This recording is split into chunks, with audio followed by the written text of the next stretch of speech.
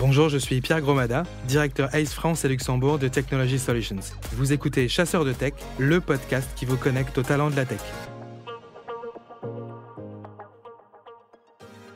Bonjour à tous et bienvenue dans ce nouvel épisode de Chasseurs de Tech. Je suis Marie Maillard, Content Manager ACE France et Luxembourg, et j'ai le plaisir de vous accueillir pour aborder un sujet qui tenait particulièrement à cœur des intervenants du jour, puisqu'il s'agit de freelancing et surtout des raisons pour lesquelles on entend très souvent ce terme de révolution freelance en 2024.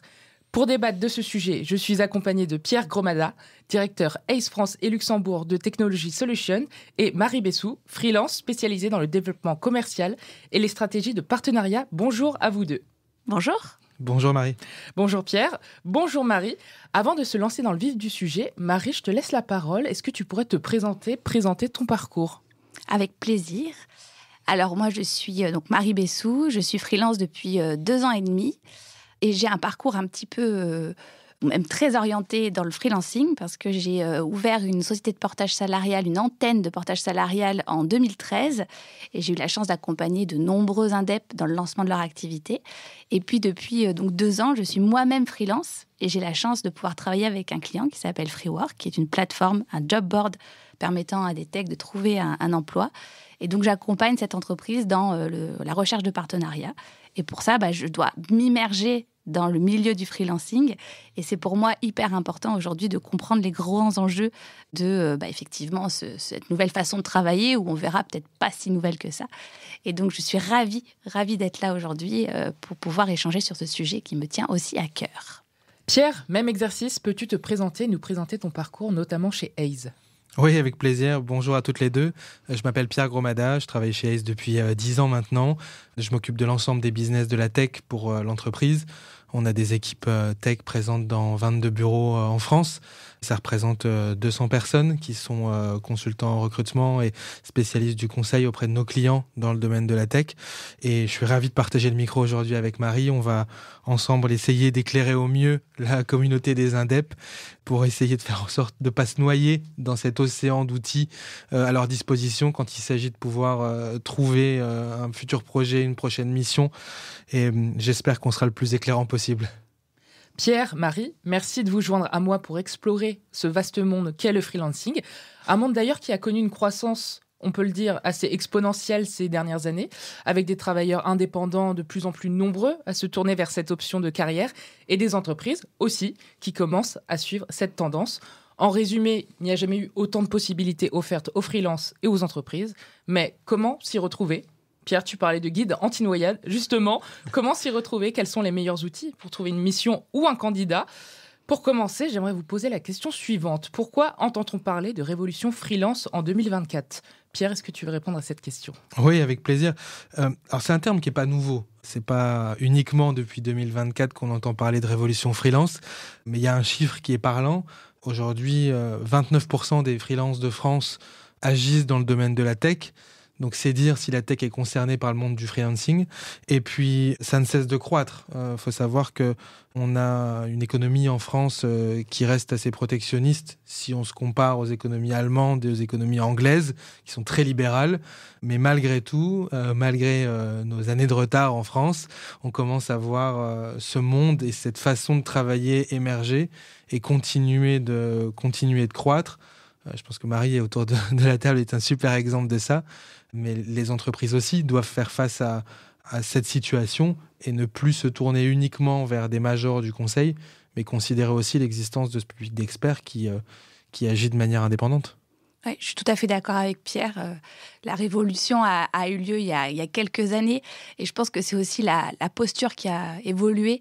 On était, il y a une dizaine d'années, sur des personnes qui étaient plutôt en choix de reconversion, et en se disant, aujourd'hui, je suis expert, justement, d'un secteur, et j'ai envie de me mettre à mon compte, alors qu'aujourd'hui, la question se pose dès la sortie de l'école. On voit très bien, sur certaines plateformes, des profils de plus en plus jeunes, en se disant, moi, aujourd'hui, j'ai envie d'être freelance. Donc, je pense qu'il y a aussi une évolution dans la mentalité des freelances, qui sont plutôt jeunes. Je crois qu'un des chiffres qui était ressorti sur des statistiques de 2023, la moyenne d'âge, c'est 37 ans. Donc, c'est quand même pas tout jeune non plus, mais c'est pas non plus 50 ans. Donc, on arrive aussi à... Attention, je vais prendre un coup de vieux. Ah, pardon. On arrive aussi à une autre façon de voir le travail et je pense que c'est ça qui est important.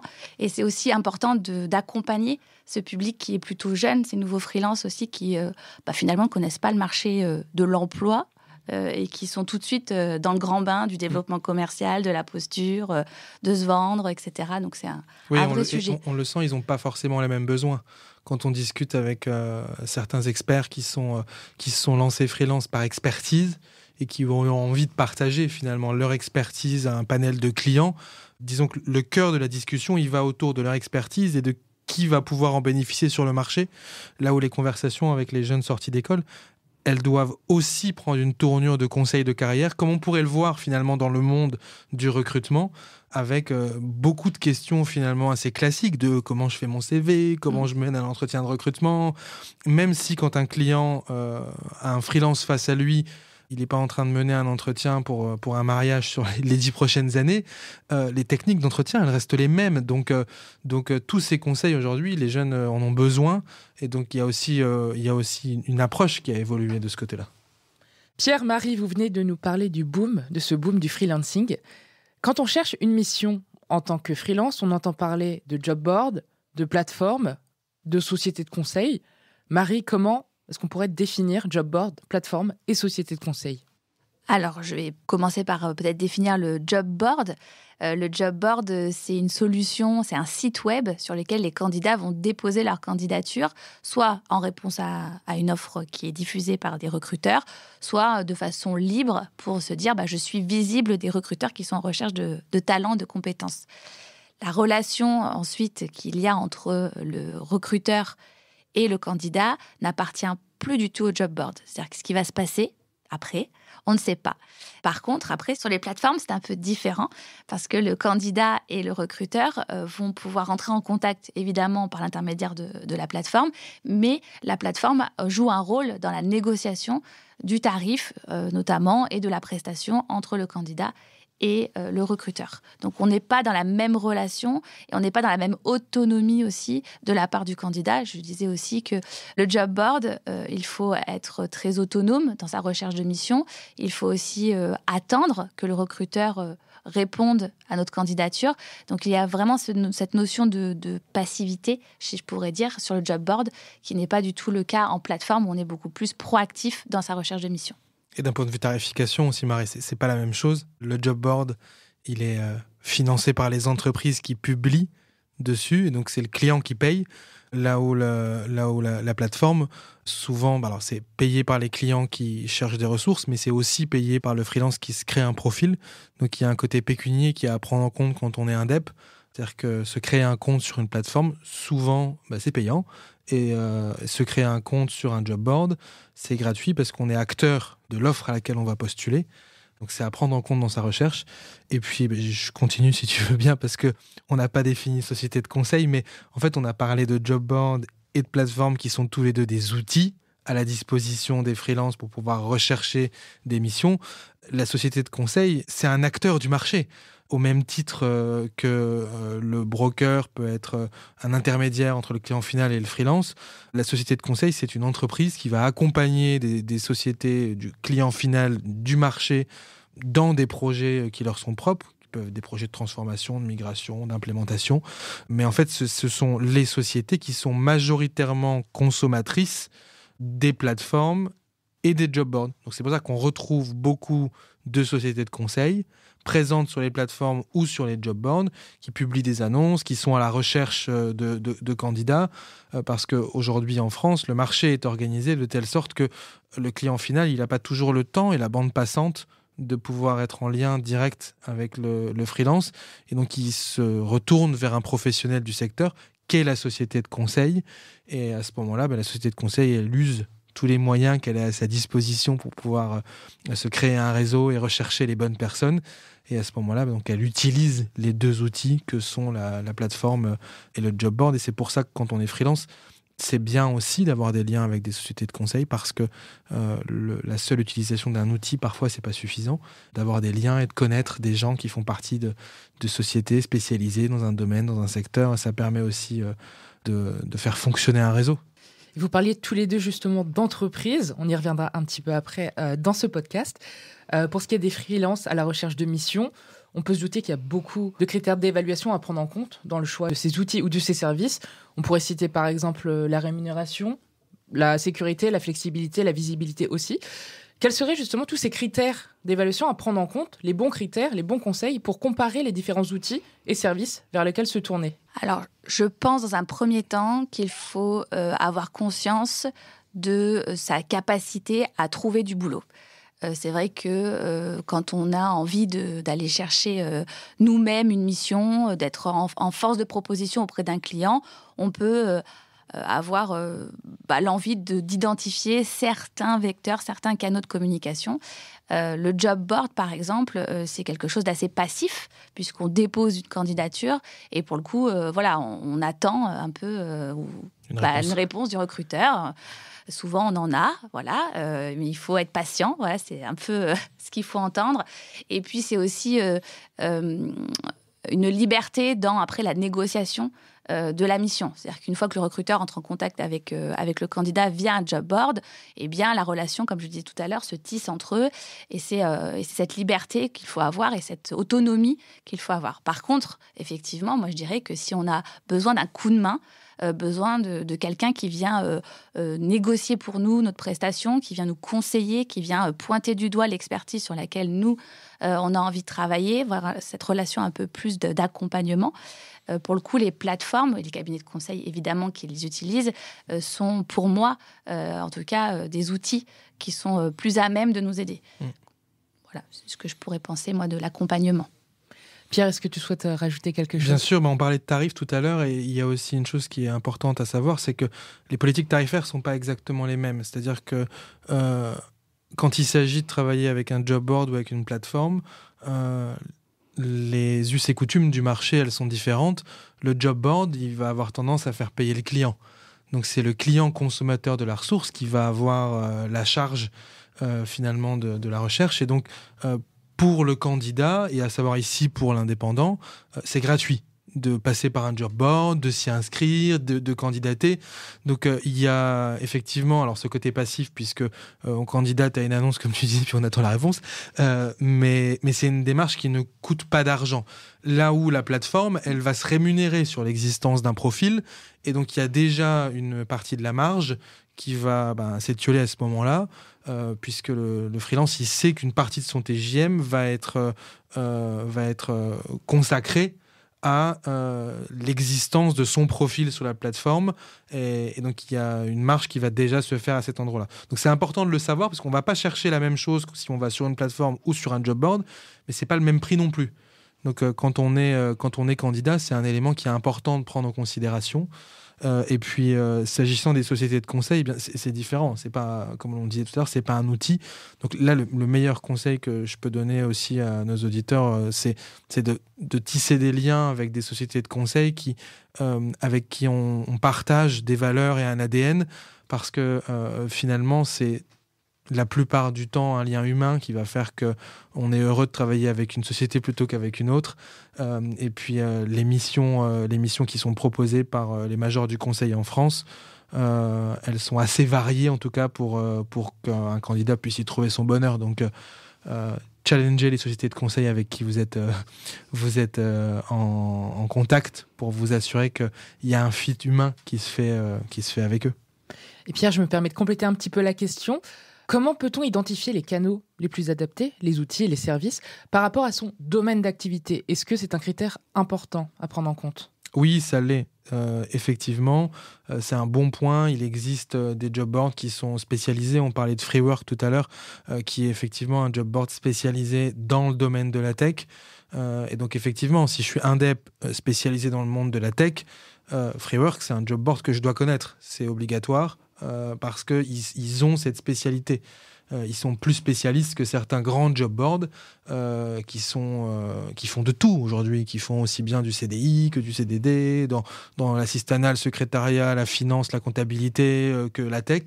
Donc il y a effectivement des job boards à cibler selon son métier et sa spécialité. Et puis, eh bien, c'est pareil pour les sociétés de conseil. Il existe des sociétés de conseil qui sont spécialisées par typologie d'activité. Certaines ne font que les métiers de Microsoft, d'autres ne font que les métiers de la data ou que les métiers du cloud. On a aujourd'hui des sociétés de conseil qui émergent dans la cybersécurité, qui ne font que ça. Donc, en fonction du métier qu'on a envie d'exercer, ici, le conseil, il est de se dire, nouer des liens avec des sociétés de conseil qui sont spécialisées dans votre domaine d'expertise pour parler à des gens qui vous comprennent et qui font le même métier que vous. Et puis, nouer des liens avec quelques majors qui sont ici plus généralistes parce que ça ouvre aussi d'autres portes d'entreprises parfois plus grandes, de plus grands groupes qui n'auraient pas connaissance des sociétés de conseil ultra spécialistes. Donc, c'est un autre réseau. Donc, c'est intéressant d'avoir les deux canaux. Marie, j'aimerais te poser la question suivante. Est-ce vraiment pertinent d'utiliser tous les canaux mis à la disposition des freelances ? Est-ce vraiment pertinent de diversifier ses sources de recherche de mission ? Alors, je pense que la force du réseau peut répondre peut-être à cette question. C'est-à-dire qu'une fois qu'on est identifié par des clients potentiels ou des recruteurs potentiels, eh bien, ils vont continuer à travailler avec nous. Donc, de démultiplier sa présence sur différentes plateformes, ce n'est pas forcément utile.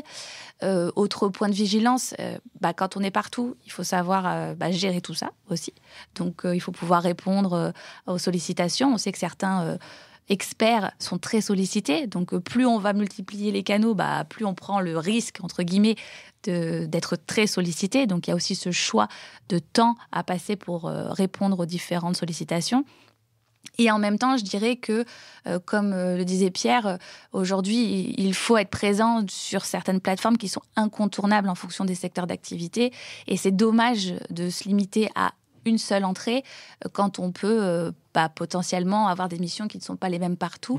On peut aussi parler des clients finaux, même si aujourd'hui, c'est vrai que les utilisateurs sont plutôt les cabinets de conseil, les recruteurs. Ça peut être aussi des entreprises qui ont tout simplement besoin d'une compétence tech en interne.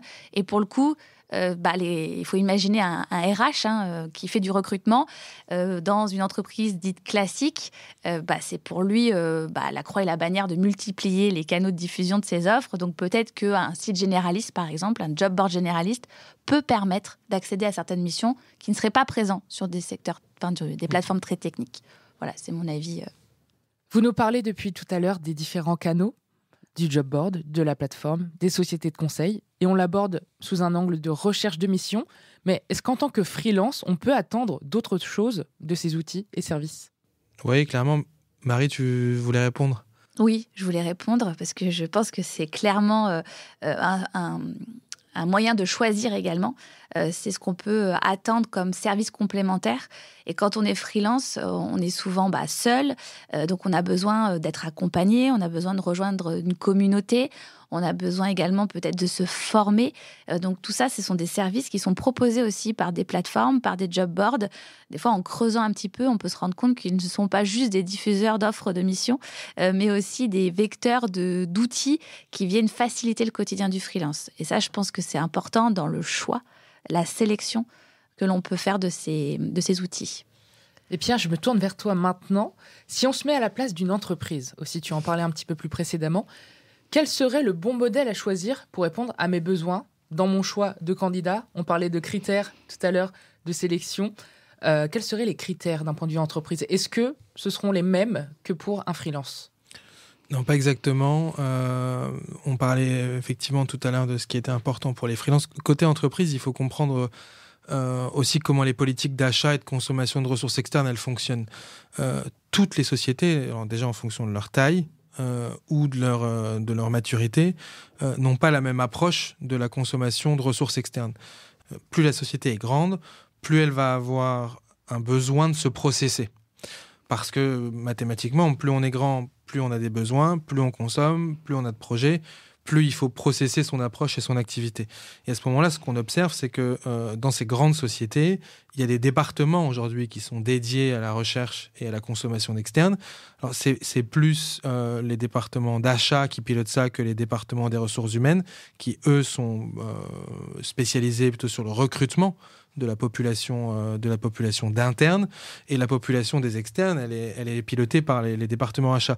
Et c'est là, en fait, où il y a une tendance de marché de continuité pour les sociétés de conseil d'une existence forte, parce qu'on le voit quand on discute avec bon nombre de directeurs des achats ou de dirigeants d'entreprise. Un directeur des achats ou un responsable achat en prestations informatiques, il n'a pas le temps d'être en contact avec 500 freelances. C'est pas possible pour lui. Il n'a pas la bande passante pour faire ça. Donc, il doit garder une liste de fournisseurs référencés avec laquelle il travaille, avec laquelle il a l'habitude de travailler, qui sont des sociétés de conseil. Et puis, ces sociétés de conseil qui vont avoir ensuite leur réseau, leurs internes, leurs externes, les freelances. Et donc, c'est organisé comme ça. Surtout, en fait, pour un côté pratique. Et puis, par contre, là où il est plus simple d'adresser un client final quand on est indep, c'est quand on travaille avec une TPE ou PME ou une société de taille moyenne qui n'est pas une multinationale, parce que, alors déjà, il y a moins de questions de process. Le paiement des factures est moins soumis aussi à des... on parlera plus tard du paiement des factures des freelances, mais c'est moins soumis à des délais de paiement qui sont très longs, c'est moins processé, et donc on a plus facilement accès aux décideurs. Quand il s'agit de parler à une TPE ou à une PME, on a tout de suite accès aux dirigeants, tout de suite accès aux décideurs, et donc c'est plus simple. Et donc quand on est une entreprise, je dirais que le bon canal ici à choisir, il est aussi de se dire, ok, de quoi j'ai besoin ? Est-ce que je sais exactement ce dont j'ai besoin et j'ai besoin d'une expertise ? Et dans ce cas-là, je vais sur un outil et je la trouve. Est-ce que j'ai le temps ? Est-ce que j'ai le temps ? Voilà, deuxième point. Est-ce que j'ai le temps de gérer moi-même la recherche de tous mes externes ? Et le troisième point, c'est de se dire combien j'en consomme à l'année ? En temps, en jour homme, en euros, qu'est-ce que ça représente ? Et en fonction de ça, de se poser la question de qui j'ai besoin de me faire accompagner.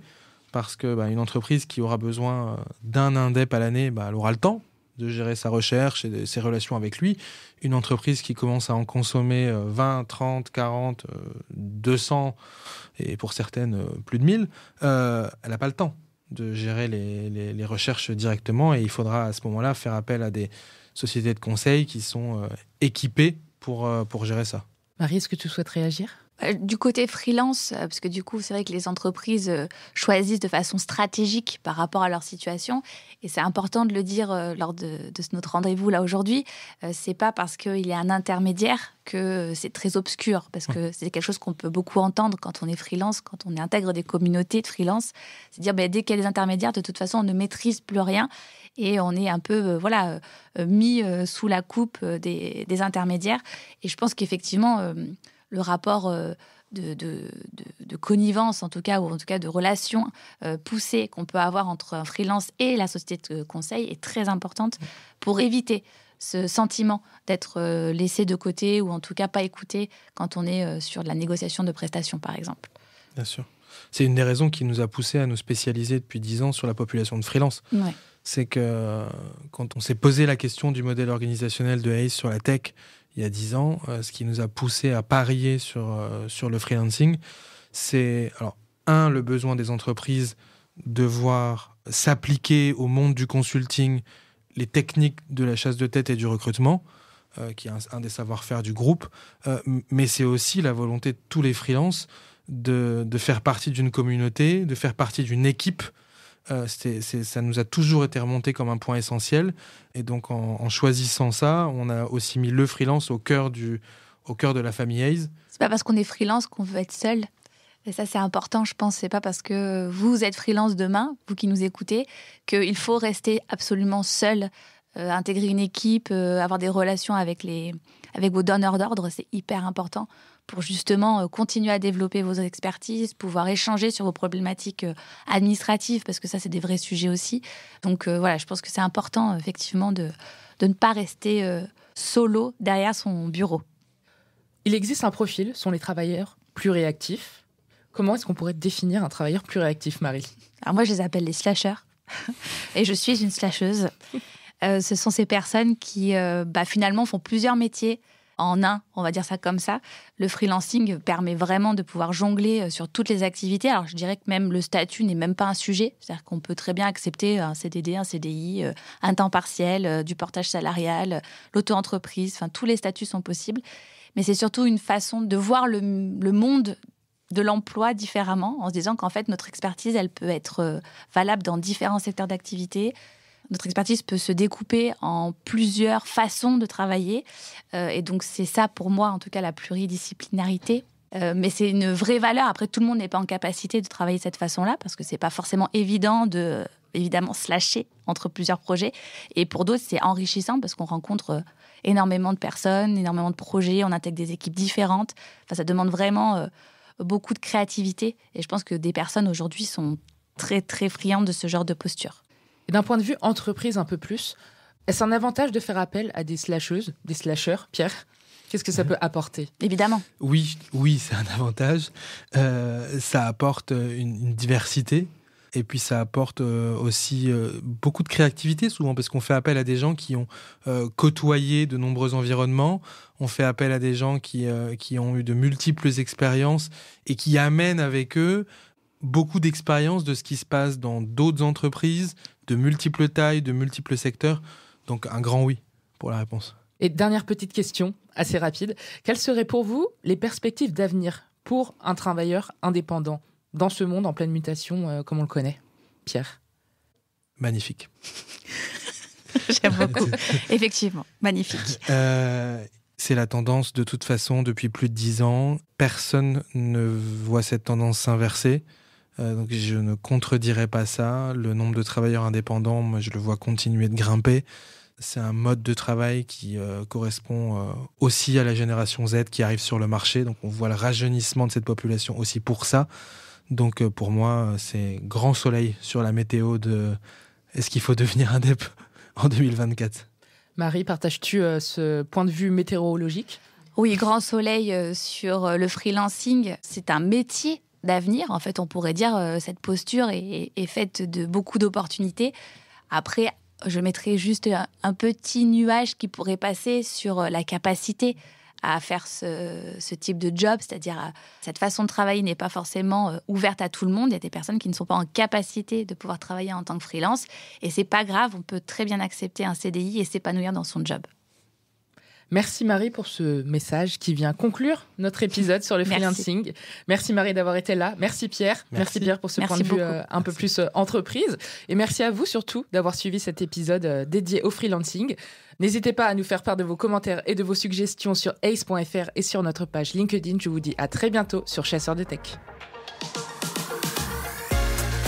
Merci d'avoir écouté Chasseurs de Tech. Retrouvez nos podcasts et nos autres contenus sur ace.fr, ace.lu et sur notre page LinkedIn.